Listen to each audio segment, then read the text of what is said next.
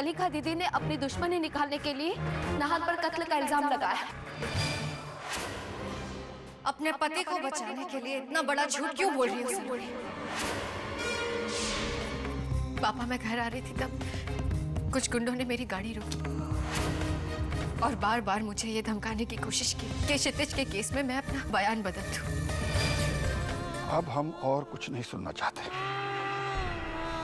तुम इस घर से चले जाओ, इस घर से चले जाओ।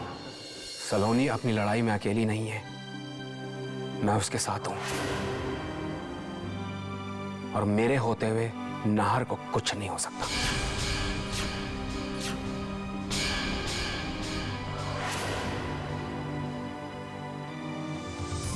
ब्रजेश। नहीं तारा, आज मैं नहीं रुकूंगा। नहीं ब्रजेश, मैं आपको रोक नहीं रही, बल्कि आपके साथ चलना चाहती हूं मैं।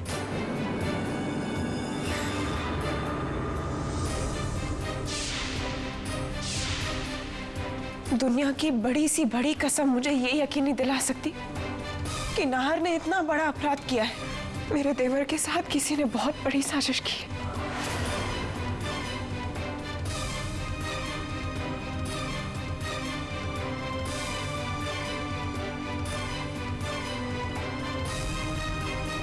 ब्रजेश रुको, मैं भी तुम्हारे साथ चलूंगी।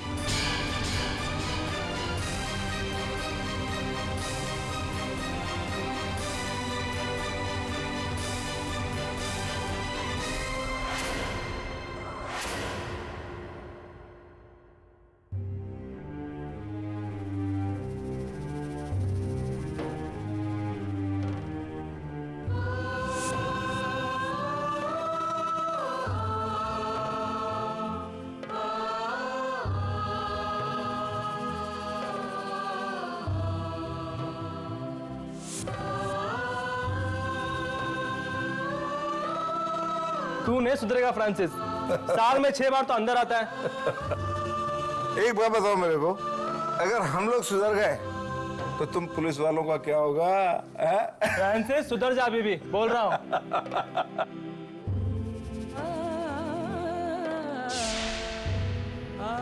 अरे वाह, आधा ही खाना भी मिल गया।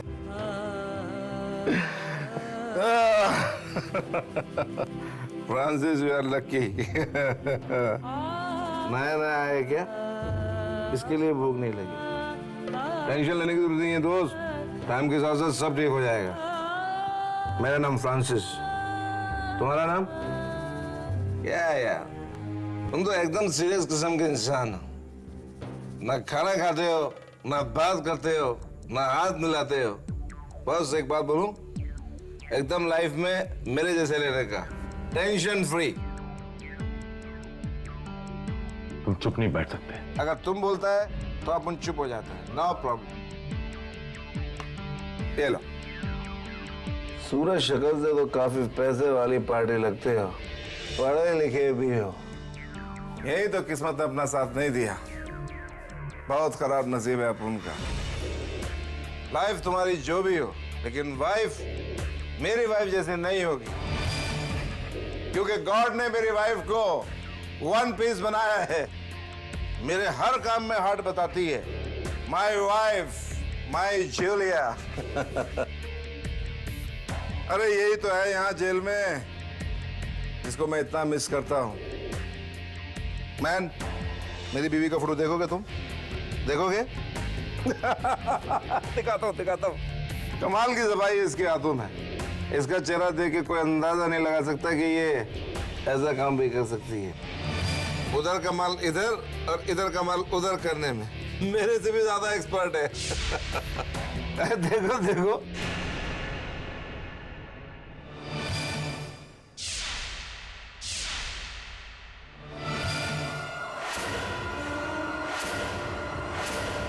लाली मासी, क्यों लगाना झटका? अब बताओ, किसी भी एंगल से क्रिमिनल लगती है मेरी जूलिया? आजकल तो चांदी है इसकी। कोई कलिका नाम की मैडम है जिसके साथ काम कर रही है।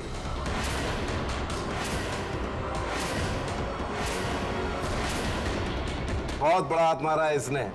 बोल रही बहुत सारा पैसा मिलेगा।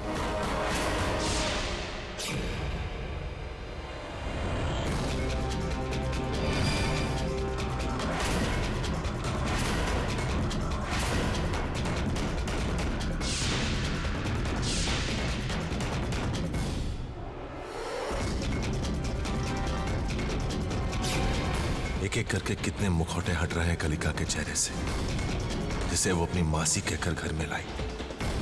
वो औरत एक अपराधी, एक चोर। हेलो हेलो भाई साहब, कोई है वहां पर? हेलो भाई साहब सुनिए जरा। क्या है? देखिए भाई साहब, मुझे अपनी पत्नी से बहुत जरूरी बात करनी। सिर्फ एक फोन कॉल करवा दीजिए। ये नहीं हो सकता। देखिए प्लीज, आप तो जानते हैं कि मुझे फांसी होने वाली है। सिर्फ एक बार मेरी पत्नी से मेरी बात करवा दीजिए। देखिए बहुत जरूरी बात करनी, प्लीज भाई साहब, आपका बड़ा एहसान होगा। ठीक है, थोड़ी देर रुकिए, मैं आपकी बात करवाता हूँ।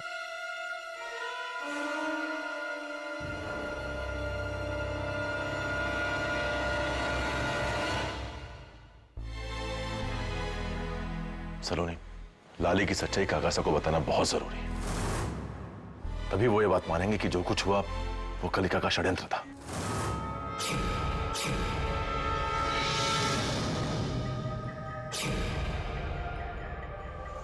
अरे ये लाली कहाँ चली गई?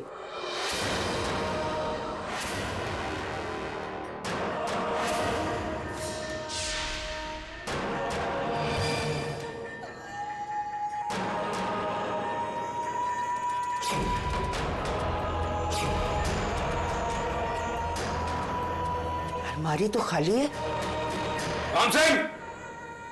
राम सिंह! जी हुकुम।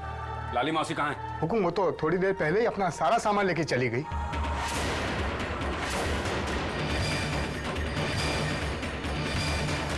ठीक है राम सिंह, जाओ। हमें जल्द से जल्द लाली को पकड़वाना होगा। नाहर को बचाने की यही एक उम्मीद है।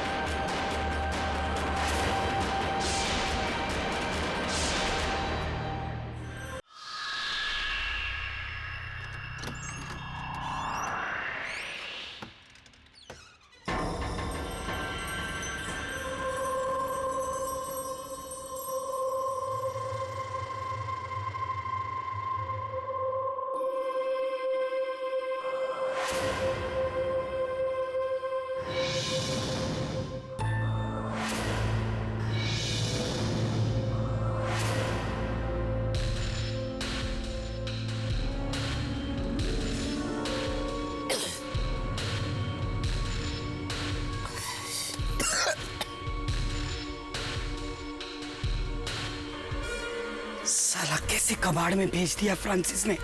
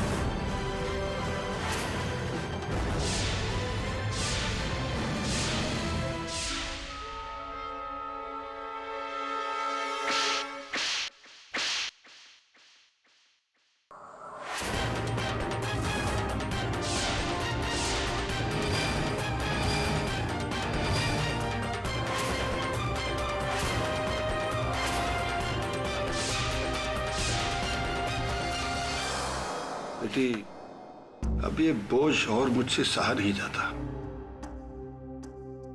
कहीं बहुत दूर चला जाना चाहता हूं, जहां मुझे क्षितिज की याद में सताए। तुम्हें अपने साथ ले जाने के लिए मजबूर तो नहीं कर सकता, लेकिन इतना ही कहूंगा, अपना और अपने बच्चे का ख्याल रखना। क्या कहूँ आपसे पापा? जब से क्षितिज गए हैं ऐसा लगता है कि सब कुछ बदल गया है। वो तो चले गए, साथ साथ मेरी जिंदगी भी जैसे ले गए। उनके बिना बिल्कुल भी जीने का मन नहीं करता। पर मैं क्या करूं पापा, मेरे अंदर जो क्षितिज की याद पल रही है उसके कारण मुझे जिंदगी का बोझ तो उठाना ही पड़ेगा ना। उसकी परवरिश तो करनी ही पड़ेगी। अपने आप को कभी अकेला मत महसूस करना। अब तुम दोनों के सिवा मेरा और रही कौन गया है। बस अपनी सारी जिम्मेदारियां तुम्हें सौंप दूं। सोच लीजिए एक बार पापा, मुझे इन सब चीजों की कोई जरूरत नहीं है। मेरे लिए आपका आशीर्वाद ही काफी है। नहीं बेटी, अब मैं क्या करूंगा इस सब का। इंसान की सबसे बड़ी दौलत होती है उसकी औलाद, रिश्ते। वो सब तो खो दिया मैंने बेटा।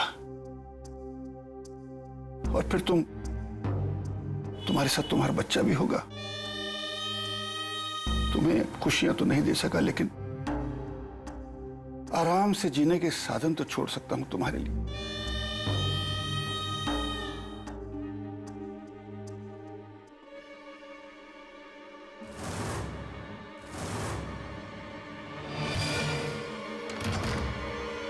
काका साहब रुक जाइए, क्या कर रहे हैं आप? ब्रजेश, ये क्या बदतमीजी?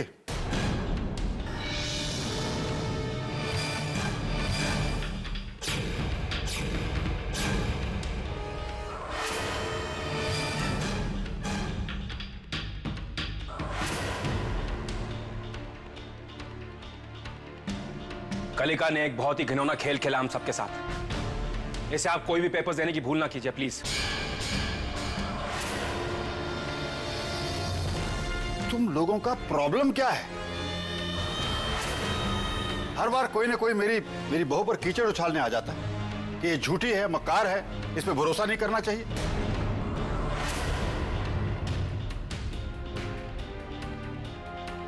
आप सब मुझे और मेरी बहू को हमारे हाल पे छोड़ क्यों नहीं देते? बहुत दुख दे चुके हो, अब और बाकी क्या रह गया है? कलिका के भोलेपन और अच्छाई का नकाब उतरना बाकी है काका साहब। मेरी बहन बनकर इसने जो किया है मेरे साथ, उस पर से पर्दा उठना बाकी है। नाहर बेकसूर है काका साहब।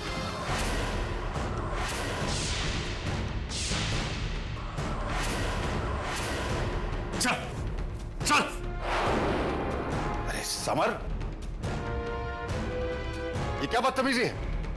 ये लाली काका साहब, ये लाली नहीं है, ये जूलिया है। बोल, वरना पुलिस में दे देंगे तुझे। बोल। बोल रहे हैं ना।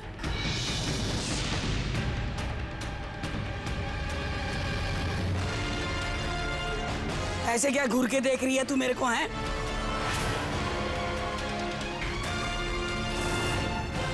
अरे बर्बाद हो गए हम तेरे साथ सौदा करके, समझी?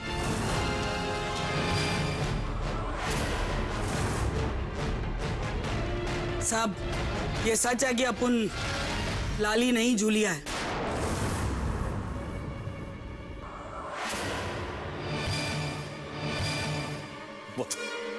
अरे बोल।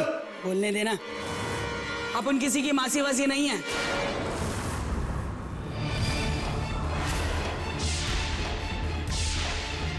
ये औरत अपन को यहां लेकर आई है सलोनी का घर बर्बाद करने के लिए।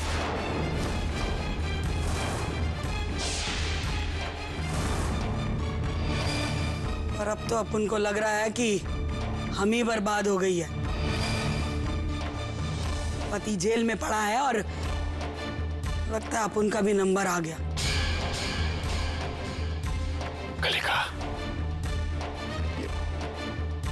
ये औरत क्या कह रही है? इससे क्या पूछते हैं ठाकुर साहब? ये फिर कोई नई कहानी सुना देगी। जब ये उस इंसान की नहीं हुई जिसने इसे पाल पोस कर बड़ा किया, तो ये आपके और आपके परिवार की क्या होती? लानत है कलिका, तूने इस औरत को यहां लाने के लिए हमें अपना जरिया बनाया।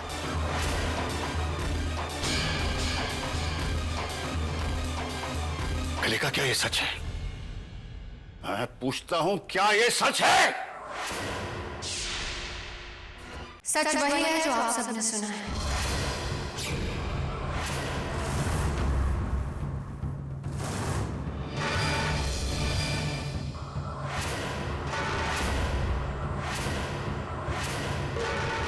ये बात सच है कि मैंने नाहर को फंसाया। मैंने नाहर को फंसाया। मैंने नाहर को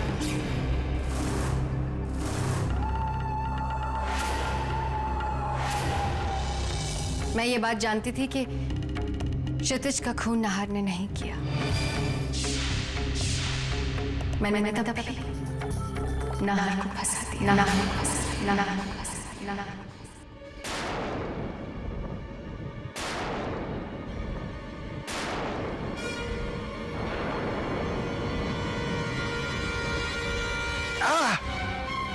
काका साहब ठीक तो है? अरे वो बेटा, अरे सलोनी बेटी, मुझे माफ कर दो बेटा। बहुत बड़ी भूल हुई मुझसे कि मैंने अपने खून नाहर पर भरोसा नहीं किया और इस कलिका की बातों में आ गया।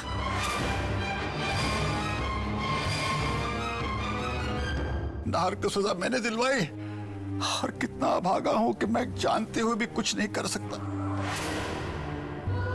सलोनी, गुनहगार मैं हूं बेटा, मैं हूं। मुझे माफ कर दो बेटा, मुझे माफ कर दो। बहुत बड़ी भूल है मुझसे बेटा। काका साहब अपने आप को दोष क्यों दे रहे हैं? आपने तो वही देखा जो कलिका ने आपके प्यार और विश्वास का फायदा उठाकर आपको दिखाया। आप परेशान मत होइए, नाहर को न्याय जरूर मिलेगा, जरूर मिलेगा।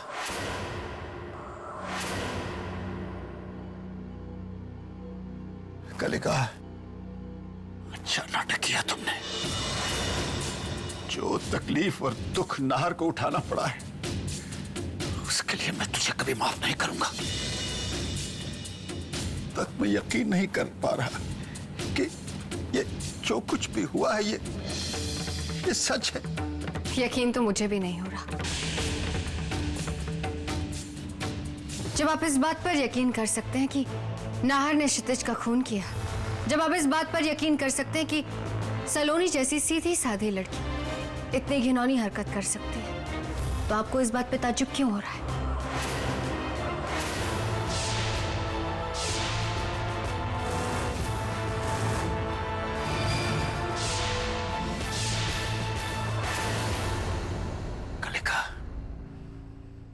अच्छा तमाशा बनाया तुमने मेरे बेटे की मौत का, लेकिन जो तकलीफें और जो दुख नाहर को तुम्हारी वजह से उठाने पड़े, उसके लिए मैं तुम्हें कभी माफ नहीं करूंगा, कभी नहीं।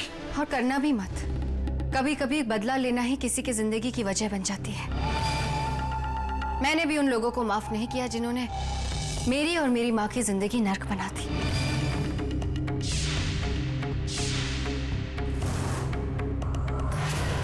नरपत सिंह ने जो हमारे साथ किया है, उसी का बदला लिया है हमने।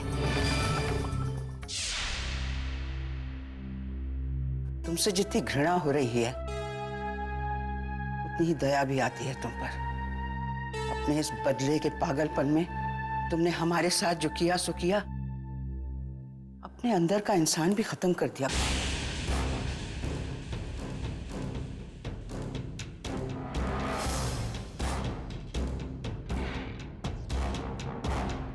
Hello, police station.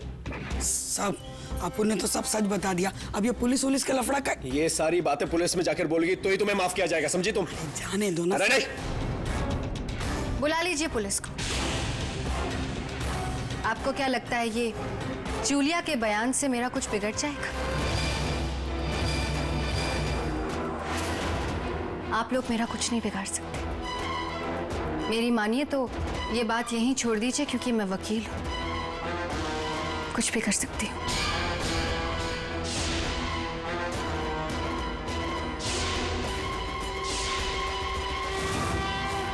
और वैसे भी अब ये सारी प्रॉपर्टी मेरे नाम हो चुकी है।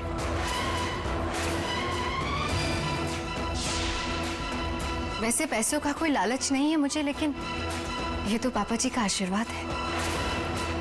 और अगर मैं ये प्रॉपर्टी ले लूंगी तो सबसे ज्यादा नुकसान इसमें नरपत सिंह की सबसे लाडली बेटी सलोनी का होगा।